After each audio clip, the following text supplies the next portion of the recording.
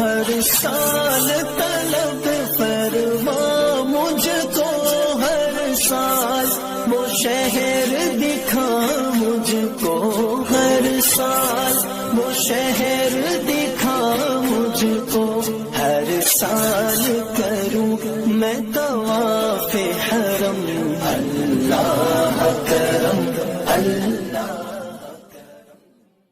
کہتا ہے اچھی بات تمہیں جہاں سے ملے وہاں سے لے لو، یہ نہ دیکھو کہ کہنے والا کون ہے، اگر وہ اچھی بات ہے تو اس کو تم اپنی کھوئی ہوئی امانت سمجھ کر اس کو لے لو۔ تصور کرو،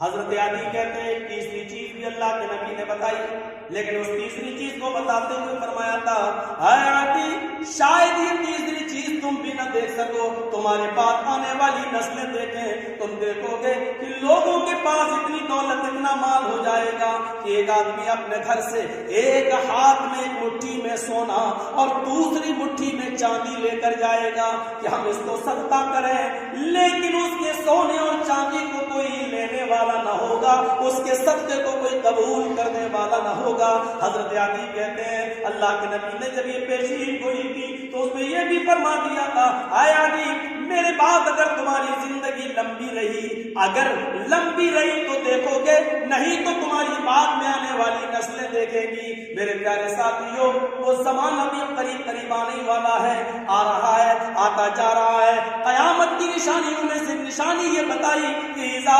زلزلت الارض زلزالها واخرجت الارض اثقالها، زمین اپنے اندر کے سارے سامان کو جب باہر نکال کر پھینک دے گی، اس وقت لوگوں سونا پڑا ہوگا، چاندی زمین پر پڑی ہوگی، لیکن لوگ اتنے امیر ہو چکے ہوں گے کہ وہ اپنا مال، اپنا سونا، اپنی چاندی، اپنی زکات مدرسوں میں، غریبوں میں، مسکینوں میں، بیواؤں میں لے کر جائیں گے، لیکن کوئی لینے والا نہ ہوگا۔ کیا کریں گے؟ مدرسے بھی اتنے امیر ہو چکے ہیں، ایک ایک آدمی پرسنل اپنا مدرسہ چلائے گا، نہیں چاہیے تمہارے پیسوں کی ضرورت، ہمارے پاس خود اتنا ہے۔ کوئی آدمی اپنے بچوں کو فری میں پڑھائے گا نہیں، لو میرا بچہ اگر تمہارے مدرسے میں کھاتا ہے تو لو 1000 روپیہ، لو 5000 روپیہ، ہم اپنے بچے کی خوراک کی فیس دیں گے، ہم زکات صدقے کا ہم مال اپنے بچے کو نہیں کھلائیں گے۔ اتنا پیسے والے لوگ، اتنے امیر لوگ ہو جائیں گے۔ میرے پیارے ساتھیوں غور کرو، میں یہ پورا واقعہ بیان کرنے کا میرا مقصد یہ ہے کہ اللہ کے رسول نے اس عرب کے اندر شانتی بحال کرنے کے لیے قانون سخت بنایا، اور سخت قانون بنایا تو امن ہوا، اور ایسا امن کہ ملک شام سے ایک عورت اکیلے چلتی، ہیرا سے اکیلے چلتی۔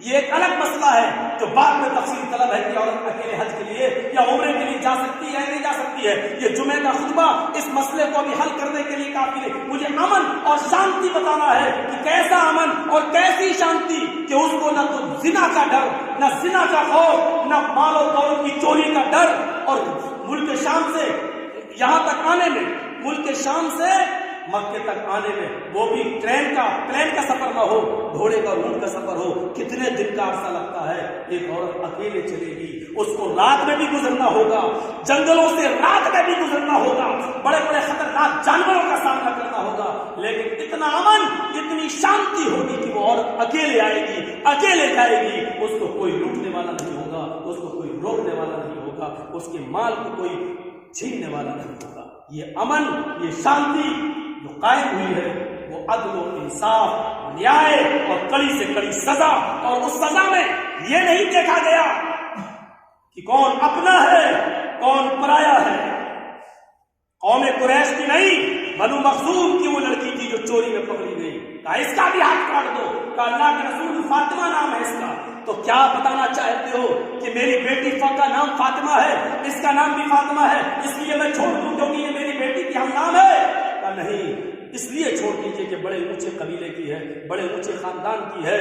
کہا اسی لیے تو پہلی قومیں برباد ہوئی ہیں، ہلاک ہوئی ہیں کہ ان کے عمرا، ان کے ذمہ دار جب جرم کرتے تھے تو چھوڑ دیا جاتا تھا، اور غریب جب جرائم کا ارتکاب کرتے تھے تو ان کو سزا دی جاتی تھی۔ حضرت اسامہ بن زید کو بھیجا گیا کہ جاؤ تم اللہ کے رسول کے قریبی ہو، اس امیر گھرانے کی، اس سردار گھرانے کی لڑکی کے لیے سفارش کرو۔ حضرت اسامہ یہ سوچ کر کہ نبی ہمارے بہت قریبی ہیں، ہماری بات مان لیں گے، حضرت اسامہ جب نبی کے پاس آئے کہا اللہ کے رسول بڑی بے عزتی ہو رہی ہے، تو فرمایا اتشفعوا، اتشفعوا فی حد من حدود اللہ، اتشفعوا فی حد من حدود اللہ، کیا تم اللہ کی حدوں کو توڑنے میں میرے پاس سفارش لے کے آئے ہو؟ جو قانون میری طرف سے نہیں اللہ کی طرف سے نازل کیا گیا ہے، کیا تم اس پہ سفارش لے کر آئے ہو؟ اے اسامہ، یہ تو قبیلہ بنو مخزوم کی لڑکی ہے فاطمہ، لو انا، یہ بخاری کے الفاظ، قیامت کی صبح تک محمد رسول اللہ کے عدل، محمد رسول اللہ کے نیائے، محمد رسول اللہ کے قانون کو سلامت رکھیں گے، جس میں کہا گیا لو ان، واللہ، میرے نبی قسم نہ کھائیں پھر بھی کافی ہے، ہم بغیر قسم کے بھی بات ماننے کے لیے تیار، لیکن نبی اکرم قسم کھا کر اس بات کو اور مؤکد کر رہے ہیں، واللہ لو ان فاطمہ بنت محمد سرقت، اگر اس کی جگہ پر میری اپنی بیٹی فاطمہ نے بھی چوری کی ہوتی لقطعت یدہا، تو میں اپنی بیٹی فاطمہ کا ہاتھ بھی کاٹتا۔ اگر عرب کے اندر امن قائم ہوا ہے تو اس لیے ہوا ہے کہ اپنا اور پرایا نہیں دیکھا گیا ہے، اپنا اور سسٹم بالکل صحیح رکھا گیا ہے۔ میرے بھائیوں، حضرت عمر فاروق رات کی تاریکی میں گشت کر رہے ہیں، یہ کیا ہے؟ فَهَلْ عَسَيْتُمْ إِن تَوَلَّيْتُمْ أَن تُفْسِدُوا فِي الْأَرْضِ، اگر تمہیں زمین کی حکمرانی دے دی جائے تو ان قریب تم پورے ملک کو، پورے زمین کو فسادوں میں مبتلا کر دو گے۔ یہ کون سے حکمرانوں کے بارے میں کہا جا رہا ہے؟ حضرت عمر فاروق کی حکومت پر ایک نظر ڈالیے۔ حضرت عمر رات کی تاریکی میں گشت کر رہے ہیں، بارش ہو رہی ہے، چھاتا ہاتھ میں، ایک کمزور بے بس آدمی کو گاؤں کے باہر، گھر کے باہر دیکھا، پوچھا تمہیں کیا پرابلم ہے؟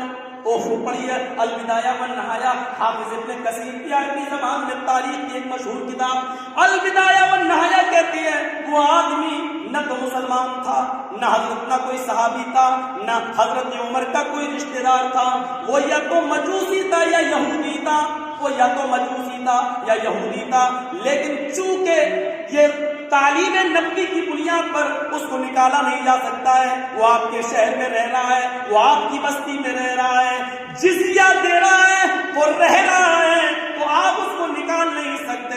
حضرت عمر فاروق حاکم وقت ہیں، خلیفہ ہیں، تو ایک ذمہ داری ہوتی ہے کہ صرف مسلمان کو نہیں دیکھا جائے گا، اب آپ کی رعیت میں جتنے لوگ ہیں سب کو دیکھا جائے گا۔ وہ آدمی جانتا نہیں تھا کہ یہ امیر المومنین ہے، وہ سڑک کے باہر اپنے گھر کے باہر رو رہا ہے، اس سے پوچھا گیا تم کیوں رو رہے ہو؟ اس نے کہا بے جاؤ یار، ہمیں تو ویسے ہی تکلیف ہے، تم اور آ گئے ہو قریدنے، ارے جاؤ نا، تم کہاں جا رہے ہو؟ اب تو امیر المومنین اس کے پاس بیٹھ گئے، اس نے کبھی دیکھا نہیں تھا، کیونکہ امیر المومنین دربار خلافت میں اپنے خلاف خلیفانہ لباس میں ہوتے تھے، رات میں جب گشت کرتے تھے تو بھیس بدل کر کرتے تھے کہ کوئی مجبور آدمی اگر مجھے اپنے لباس میں دیکھ لے گا تو وہ اپنی مجبوری بھی صحیح طریقے سے بیان نہیں کر پائے گا، یہ سوچ کر کہ یہ تو امیر المومنین ہے، ہاں یہاں کرتے رہو، کوئی پریشانی تو نہیں، لیکن جب بھیس بدل کے جائیں گے تو وہ اپنے مجھے پرابلم بتائے گا۔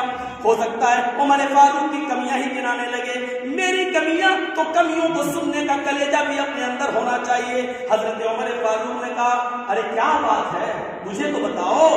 کہا نہیں، تم جاؤ یہاں سے، دیکھو میں بھی ایک مجبوری میں نکلا ہوں، رعایا کا درد، اپنی عوام کا درد جاننے کے لیے حضرت عمر نے کیا کہا کہ مجھے بھی ایک مجبوری نے باہر نکالا ہے، ایسا کرو ہم اپنی مجبوری تم سے بیان کرتے ہیں، تم اپنی۔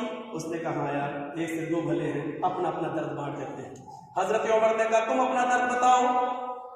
وہ آدمی اپنا درد بتانے لگا، میرے محلے میں 2-3 دایا رہتی ہے، لیکن وہ محلے سے کہیں چلی گئی ہیں، شاید کہیں ڈلیوری کرنے گئی ہو، کسی بچے کی پیدائش ہو رہی ہو، میری بیوی کو ڈلیوری کا وقت قریب ہے، بچے کی پیدائش بالکل قریب ہے، اور میری بیوی درد زہ سے چیخ رہی ہے، چلا رہی ہے، بارش ہو رہی ہے، میں جاؤں تو کہاں جاؤں، محلے کی دایائیں محلے میں موجود نہیں ہیں، بس یہ وجہ ہے میں اس لیے رو رہا ہوں، کہیں میری بیوی اس درد کی وجہ سے مر نہ جائے۔ حضرت عمر نے کہا بھائی بیٹھو، میرے ساتھ ہی بیٹھو، تم یہی رہو، میں اپنی تکلیف تمہیں بعد میں بتاؤں گا، پہلے تمہاری بیوی کا کوئی انتظام کرتا ہوں۔ اور سنو، البدایہ والنہایہ کے الفاظ ہیں، اور اسلام کی یہ شکشا، اسلام کی یہ دعوت ہے۔ حضرت عمر اپنے گھر گئے اور اپنی بیوی کو آواز دی، آتقہ، آتقہ، کیا بات ہے اتنی رات میں جگا رہے ہو؟ اٹھو. کہا کیا بات ہے؟ کہا عاتقہ اٹھو، الیوم یوم الجہاد، آج کا دن تو جہاد کا دن ہے. آج تم بار بار پوچھا کرتی تھی امیر المومنین مرد تو نیکیوں میں آگے ہوں گے کیونکہ وہ جہاد میں جاتے ہیں، ہم عورتوں پر جہاد نہیں، تو ہم لوگ نیکیوں میں قیامت کے دن پیچھے ہوں گے. سنو، اگر تمہیں جہاد کا ثواب لینا ہے تو آج لو، الیوم یوم الجہاد. اسلام صرف اسی کو جہاد نہیں کہتا ہے جو تلوار اٹھاؤ اور بے قصوروں کو مار دو، اسلام اس کو دہشت گردی قرار دیتا ہے. اسلام سب سے بڑا جہاد اس کو بتاتا ہے کہ یہ نہ دیکھو کہ وہ ہندو ہے یا مسلمان ہے یا سکھ یا عیسائی ہے. اسلام یہ کہتا ہے اس کی مجبوری میں اگر تم کام آ گئے تو یہ سب سے بڑا جہاد ہے. میرے بھائیوں، حضرت عمر نے کیا کہا؟ البدایہ والنہایہ کے الفاظ، الیوم یوم الجہاد، آج کا دن تو جہاد کا دن ہے. ایک مجوسی کی، ایک یہودی کی بیوی کو درد سے ہو رہا ہے، بچے کی پیدائش کی تکلیف ہے، چلو جلدی.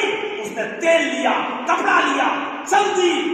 حضرت عمر اس مجوسی یہودی کے پاس بیٹھے ہوئے ہیں اور عاتقہ کام کر رہی ہے، مالش کرتی ہے، تیل لگاتی ہے اور دھیرے دھیرے بچے کو نیچے لا رہی ہے. اور تھوڑی دیر کے بعد بچہ پیدا ہو گیا. جیسی بچے کے رونے کی آواز آئی، اس مجوسی یہودی کے چہرے پہ مسکراہٹ آ گئی. حضرت عمر بھی مسکرا رہے ہیں، خیر و عافیت سے ہو گیا. ابھی تک پتا نہیں ہے میرے سامنے جو شخص بیٹھا وہ کون ہے.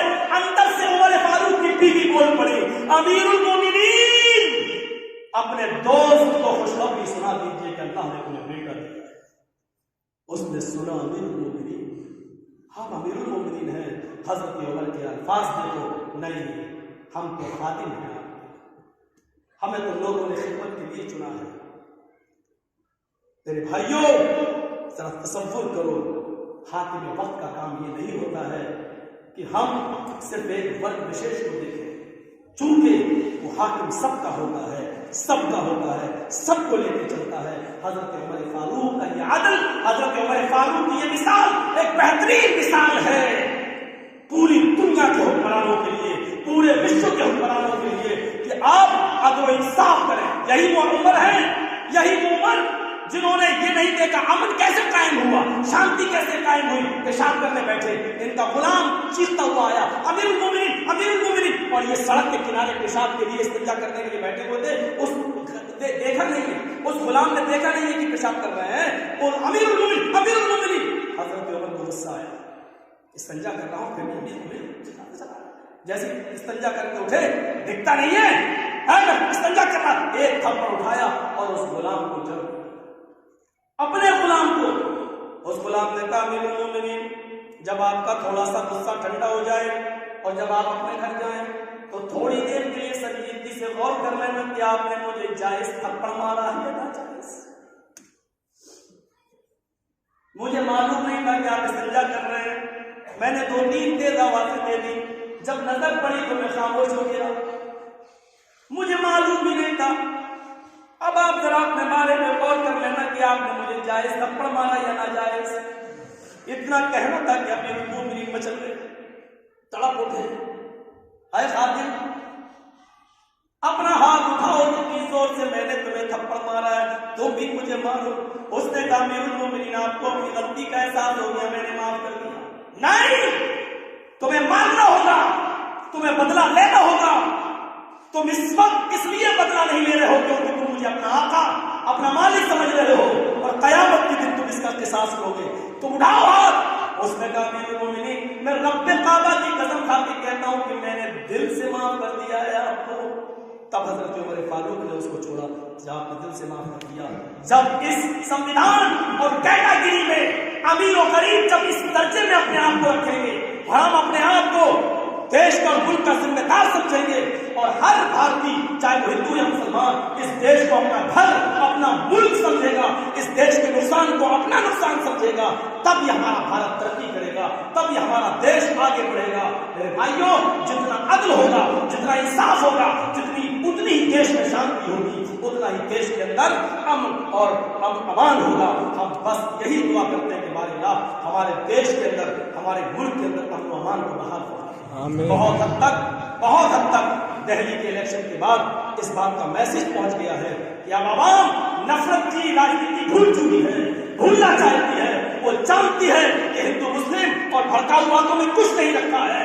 اب دیش کو آگے بڑھایا جا سکتا ہے تو وکاس کے نام پر، تعلیم کے نام پر، شکشا کے نام پر، ہاسپٹلس کے نام پر، غریبوں کی بچوں کی فری پڑھائی کے نام پر، بیوہ عورتوں کی خدمت کے نام پر اب اگر دیش کو آگے بڑھایا جا سکتا ہے تو سب کو ساتھ لے کر ہی بڑھایا جا سکتا ہے۔ اب نفرت کی راجنیتی کا دور دھیرے دھیرے ختم ہو رہا ہے۔ میرے بھائیوں، سورج چمکتا ہے تو ڈوبتا بھی ہے، تو ڈوبتا بھی ہے۔ ہر آنے والا دن، ہر سورج کا غروب ہونا میں یہ بتاتا ہے کہ دیکھو ہمارا انجام یہی ہے۔ کاش ہم جیسے لوگوں کو بھی اپنے انجام کی فکر ہونی چاہیے اور سورج کے ڈوبنے سے اپنی انجام کے بارے میں سوچنا چاہیے۔ ہم اللہ تبارک و تعالیٰ سے دعا کرتے ہیں کہ بارے اللہ ہمیں سورج کے غروب ہونے سے اپنے انجام سے سبق حاصل کرنے کی توفیق عطا فرما، اپنا سبق سیکھنے کی توفیق عطا فرما اور اس دیش کے اندر امن و امان قائم فرما دے، ہمارے ملک کے اندر سکون پیدا فرما دے۔ اے اللہ ہندو مسلم سکھ عیسائی اور سب جو پہلے سے بھائی بھائی بن کر رہتے تھے، یہ گنگا جمنی تہذیب کو اللہ پھر سے برقرار فرما دے اور اے اللہ ایسا درد، ایسا ماحول ہمارے سوسائٹی اور ہمارے سماج اور ہمارے دیش میں بنا دے کہ اگر تکلیف کسی ہندو کو پہنچے تو اس کا درد پورے بھارت کے مسلمانوں کو ہو، اور کسی مسلمان کو تکلیف پہنچے تو اس کا درد پورے دیش کے ہندو بھائیوں کو ہو، سکھوں کو ہو، عیسائیوں کو ہو۔ اے اللہ ہم سب کو آپس میں ایسا بھائی بنا دے اور جب تک تو